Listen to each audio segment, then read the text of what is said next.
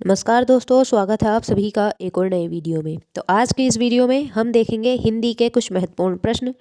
तो चलिए वीडियो को शुरू करते हैं। पहला प्रश्न है, किस वर्ष में हिंदी भाषा को कार्यान्वित करने का प्रस्ताव था? किस वर्ष में हिंदी भाषा को कार्यान्वित करने का प्रस्ताव था? तो ये था 14 सितंबर 1949 को, ऑप्शन नंबर ए। 14 सितंबर 1949 को हिंदी भाषा को कार्यान्वित करने का प्रस्ताव था। अगला प्रश्न है प्रश्न नंबर 2। 14 सितंबर 1949 को भारतीय संविधान सभा ने हिंदी को भारत संघ की कौन सी भाषा का दर्जा दिया था? तो राजभाषा का दर्जा दिया था, ऑप्शन नंबर डी। 14 सितंबर 1949 को भारतीय संविधान सभा ने हिंदी को भारत संघ की राजभाषा का दर्जा दिया था। अगला प्रश्न है प्रश्न नंबर 3। हिंदी दिवस किस तिथि को मनाया जाता है? हिंदी दिवस किस तिथि को मनाया जाता है? तो 14 सितंबर को मनाया जाता है, ऑप्शन नंबर डी। हिंदी दिवस 14 सितंबर को मनाया जाता है। अगला प्रश्न है प्रश्न नंबर 4। हिंदी भाषा किस लिपि में लिखी जाती है? हिंदी भाषा किस लिपि में लिखी जाती है? तो देवनागरी में लिखी जाती है, ऑप्शन नंबर ए। हिंदी भाषा देवनागरी लिपि में लिखी जाती है। अगला प्रश्न है प्रश्न नंबर 5। संविधान के किस अनुच्छेद में हिंदी को राजभाषा तथा इसकी लिपि देवनागरी को स्वीकार किया गया है? संविधान के किस अनुच्छेद में हिंदी को राजभाषा तथा इसकी लिपि देवनागरी को स्वीकार किया गया है? तो ये किया गया है अनुच्छेद 343 में, option number C. Option number C, अनुच्छेद 343। अगला प्रश्न है प्रश्न नंबर 6। संविधान के अनुच्छेद 344 ए के अनुपालन में भारत के राष्ट्रपति ने राजभाषा आयोग का गठन किया था। तो कब किया था ये? तो ये किया था 1955 में, ऑप्शन नंबर ए। 1955 में संविधान के अनुच्छेद 344 ए के अनुपालन में भारत के राष्ट्रपति ने राजभाषा आयोग का गठन किया था, 1955। अगला प्रश्न है प्रश्न नंबर 7। हिंदी की आदि जननी क्या है? हिंदी की आदि जननी क्या है? तो हिंदी की आदि जननी है Sanskrit, option number B, Sanskrit. Hindi की आदि जननी संस्कृत है। अगला प्रश्न है प्रश्न नंबर 8। लिपि की आवश्यकता होती है? तो लिपि की आवश्यकता होती है भाषा लिखने में, ऑप्शन नंबर सी। लिपि की आवश्यकता भाषा लिखने में होती है, ऑप्शन नंबर सी सही जवाब है। अगला प्रश्न है प्रश्न नंबर 9। देवनागरी लिपि का सर्वप्रथम प्रयोग कहाँ हुआ था? देवनागरी लिपि का सर्वप्रथम प्रयोग कहाँ हुआ था? तो ये हुआ था, ऑप्शन नंबर बी, जयभट्ट के शिलालेखों में। देवनागरी लिपि का सर्वप्रथम प्रयोग जयभट्ट के शिलालेखों में हुआ था। अगला प्रश्न है प्रश्न नंबर 10। वर्तमान हिंदी किस लिपि में लिखी जाती है? वर्तमान हिंदी किस लिपि में लिखी जाती है? तो ऑप्शन नंबर डी, देवनागरी में लिखी जाती है वर्तमान हिंदी। अगला प्रश्न है प्रश्न नंबर 11। भारत के संविधान के हिंदी को भारत की राजभाषा बताया गया है। तो भारत के संविधान के किस अनुच्छेद में हिंदी को भारत की राजभाषा बताया गया है? तो ये बताया गया है, ऑप्शन नंबर सी, आर्टिकल 343 का ए।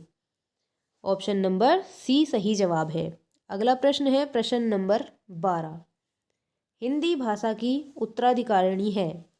हिंदी भाषा की उत्तराधिकारिणी है तो उत्तर होगा ऑप्शन नंबर सी, संस्कृत।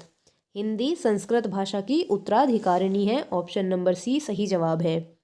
अगला प्रश्न है प्रश्न नंबर 13। प्रश्न नंबर 13। संसार की प्रमुख भाषाओं में हिंदी का स्थान है? संसार की प्रमुख भाषाओं में हिंदी का कौन सा स्थान है? तो तीसरा स्थान है, ऑप्शन नंबर सी, तीसरा स्थान है संसार की प्रमुख भाषाओं में हिंदी का स्थान। अगला प्रश्न है प्रश्न नंबर 14। भाषा लिखने के लिए प्रयुक्त चिन्हों के व्यवस्थित रूप को क्या कहते हैं? भाषा लिखने के प्रयुक्त चिन्हों के व्यवस्थित रूप को क्या कहते हैं? तो ऑप्शन नंबर डी, लिपि कहते हैं। ऑप्शन नंबर डी, लिपि कहते हैं। अगला प्रश्न है प्रश्न नंबर 15। ब्राह्मी से किस लिपि की उत्पत्ति हुई है? ब्राह्मी से किस लिपि की उत्पत्ति हुई है? तो ऑप्शन नंबर सी, देवनागरी की उत्पत्ति हुई है ब्राह्मी से। अगला प्रश्न है प्रश्न नंबर 16। हिंदी को विकास प्रदान करने वाली भाषा कौन सी है? हिंदी को विकास प्रदान करने वाली भाषा कौन सी है? तो ये है अपभ्रंश, ऑप्शन नंबर बी। हिंदी को विकास प्रदान करने वाली भाषा अपभ्रंश है। अगला प्रश्न है प्रश्न नंबर 17। अवधी बोली किस अपभ्रंश से विकसित हुई है? अवधी बोली किस अपभ्रंश से विकसित हुई है? तो अर्धमागधी से हुई है, ऑप्शन नंबर बी।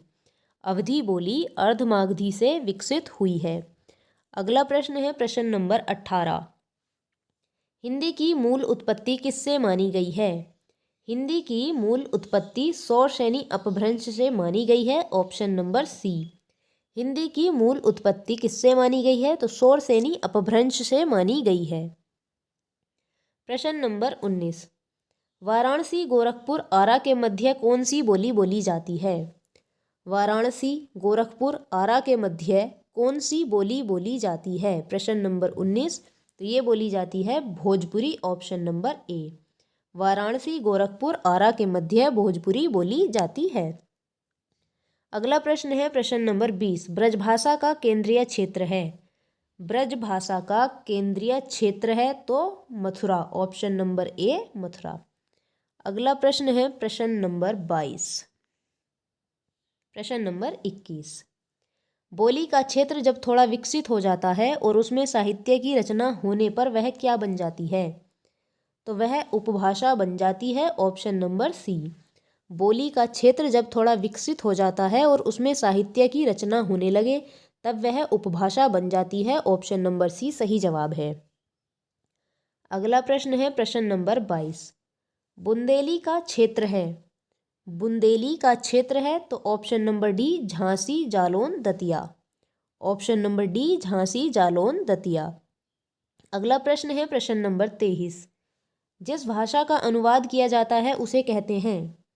जिस भाषा का अनुवाद किया जाता है उसे स्रोत भाषा कहते हैं, ऑप्शन नंबर डी। जिस भाषा का अनुवाद किया जा सकता है उसे स्रोत भाषा कहते हैं। अगला प्रश्न है प्रश्न नंबर 24। ब्रज हिंदी किस उपभाषा के अंतर्गत है? ब्रज हिंदी किस उपभाषा के अंतर्गत है? तो ये है पश्चिमी हिंदी के अंतर्गत, option number B. Option number B पश्चिमी हिंदी। अगला प्रश्न है प्रश्न नंबर 25। पूर्वी हिंदी क्षेत्र में कौन सी बोली नहीं बोली जाती है? पूर्वी हिंदी क्षेत्र में कौन सी बोली नहीं बोली जाती है? तो ये नहीं बोली जाती है जयपुरी, ऑप्शन नंबर डी जयपुरी नहीं बोली जाती है पूर्वी हिंदी क्षेत्र में। अगला प्रश्न है प्रश्न नंबर 26। निम्नलिखित में से कौन सी बोली उत्तर प्रदेश में बोली जाती है? कौन सी बोली उत्तर प्रदेश में बोली जाती है? ऑप्शन है बुंदेली, बांगरू, कन्नौजी या फिर हड़ौती।